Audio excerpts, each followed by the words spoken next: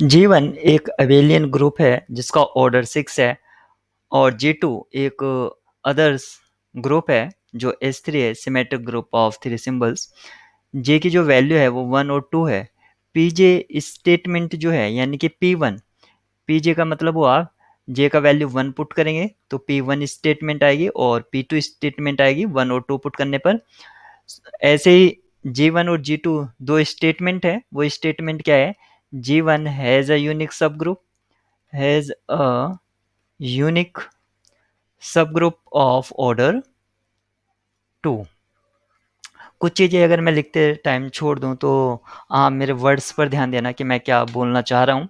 और G2 एक दूसरा सब ग्रुप रखता है, हैज़ अ यूनिक सब ग्रुप ऑफ ऑर्डर 2। तो P1 और P2 स्टेटमेंट ये है कि दोनों के पास एक यूनिक सब ग्रुप है जिसका ऑर्डर 2 है। तो सबसे पहले इस प्रॉब्लम से रिलेटेड कुछ फैक्ट्स हैं जिनको हम रिकॉल कर लेते हैं। पहला फैक्ट क्या कहता है? अगर किसी ग्रुप का जो ऑर्डर है, अगर हम उनको प्रोडक्ट ऑफ प्राइम में लिख पाते हैं, यानी कि जैसे पी क्यू, यहाँ पर पी और क्यू प्राइम्स हैं और कंडीशन है पी और क्यू पर P less than Q, if P divide करता है क्यू माइनस वन, यानी कि एक वैल्यू कम करने पर क्यू की, देन जो जी है वो क्या तो साइक्लिक होगा या नॉन अबिलियन होगा, और नॉन अबिलियन। जो दूसरा फैक्ट है, फैक्ट टू कह सकते हैं आप इसको, ये कहते हैं अगर जी साइक्लिक है तो इसका जो हर एक डिवाइजर है, ग्रुप का डिवाइजर, ग्रुप के ऑर्डर का डिवाइजर, यानी कि D divides order of the group, then there exist unique सब group of order D. Statement या फैक्ट टू ये था। थ्री, फैक्ट थ्री को यूज करते हैं लैग्रेंज थ्योरम। ये क्या कहती है कि सब ग्रुप का जो ऑर्डर होता है वो ग्रुप के ऑर्डर को डिवाइड करता है।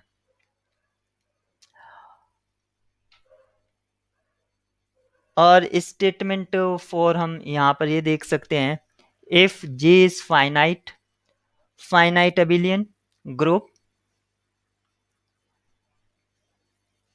and a positive integer k and a positive integer k which divides order of the group, then g contain a subgroup of order k, means एक सबग्रुप h होगा g का जिसका order जो है वो क्या होगा? k होगा, और ये जो है g के इनसाइड होगा। तो यहाँ से हम देख सकते हैं कि फैक्ट टू और जो फोर है वो एक दूसरे से को रिलेट हैं। एक हम और यहाँ पर बात करेंगे, a group of prime order वो साइक्लिक होता है और साइक्लिक ग्रुप्स जो होते हैं वो अबेलियन होते हैं। एक फैक्ट इसको फिफ्थ यूज कर सकते हैं आप, फैक्ट फिफ्थ वो क्या कहते हैं? ट्रांसपोजिशन, बिकॉज हमें जो कहा गया है G2 वो एक S3 है, यानी कि सिमेट्रिक ग्रुप ऑफ सिंबल 3, और उसमें ट्रांसपोजिशन भी होते हैं, मतलब टू साइकिल लेंथ होते हैं, टू लेंथ साइकिल। तो transposition is always self inverse, transposition is always self inverse. इन चीजों को याद रखेंगे और अब इस प्रॉब्लम की तरफ फोकस करते हैं। तो क्या कहते हैं कि अगर G1 के पास एक यूनिक सब ग्रुप होगा जिसका ऑर्डर 2 होगा और G2 के पास भी एक यूनिक सब ग्रुप होगा जिसका ऑर्डर 2 होगा। ये दो स्टेटमेंट हैं P1 और P2।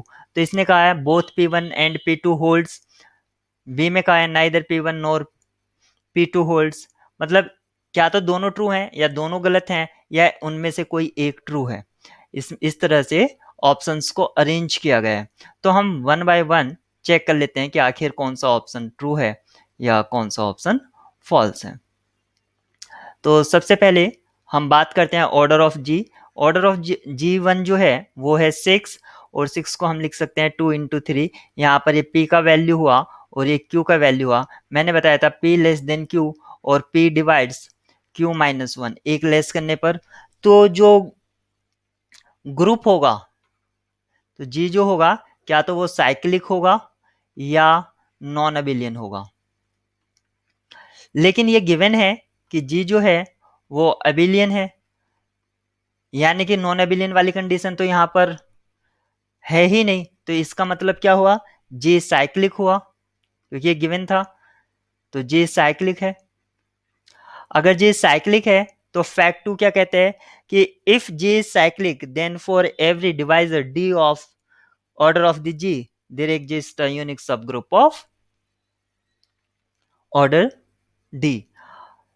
तो जी साइक्लिक हो गया, तो यहां पर जी के पास एक सब ग्रुप होगा, सपोज करो एच होगा, जो जी के ऑर्डर को डिवाइड करते हैं।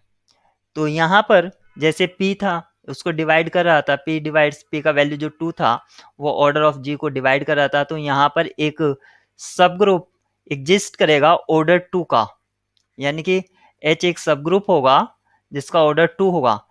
H का ऑर्डर जो है 3 भी पॉसिबल हो सकता है, लेकिन यहाँ पर साइक्लिक कहा है, तो H का एक सब ग्रुप है जो साइक्लिक है। 3 वाले की तो हम बात ही नहीं करेंगे, क्योंकि स्टेटमेंट में क्या कहते हैं, G हैज अ यूनिक सब ग्रुप ऑफ ऑर्डर 2, ऑर्डर 2 का एक ही पॉसिबल है, तो वो स्टेटमेंट P1 जो है हमारी वो होल्ड करती है।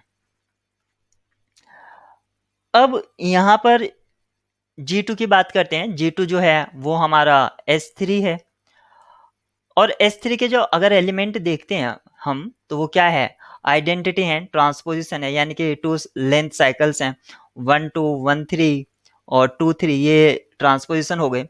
फिर तीनों सिंबल्स ले लीजिए, 1 2 3 और 1 3 2, इस तरह से हमारे पास S3 के एलिमेंट हो गए। अब हमें चाहिए कि G2 के पास कितने सब ग्रुप हैं जिनका ऑर्डर 2 है, तो हम वो देख लेते हैं। तो हम ये जानते हैं फैक्ट कि ट्रांसपोजिशन जो होते हैं वो सेल्फ इनवर्स होते हैं, आइडेंटिटी अपना सेल्फ इनवर्स होता ही है, और ट्रांसपोजिशन तो इससे जो ग्रुप फॉर्म होगा, 2 एलिमेंट हैं और सारे प्रॉपर्टीज को ग्रुप की सेटिस्फाई कर रहे हैं, तो ये एक सब ग्रुप होगा। तो H1 जो कि ये है वो G2 का सब ग्रुप होगा। ऐसे H2 आइडेंटिटी ले लो और दूसरा ट्रांसपोजिशन ले लो। ऐसे ही H3 जो है आइडेंटिटी एलिमेंट ले लो और दूसरा एक ट्रांसपोजिशन ले लो, जैसे 2 3। तो यानी कि हमारे पास एटलीस्ट 3 तो यहाँ पर एग्जिस्ट कर ही रहे हैं जो G2 के सब ग्रुप हैं, यानी कि HI आर सब group of G2 and values of I is 1 2 and 3।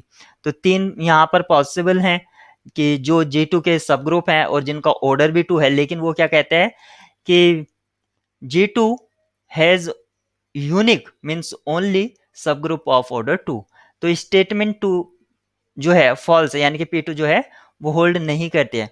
तो यानी कि P1 होल्ड करती है और स्टेटमेंट P2 होल्ड नहीं करती है, यानी कि ऑप्शन सी करेक्ट है।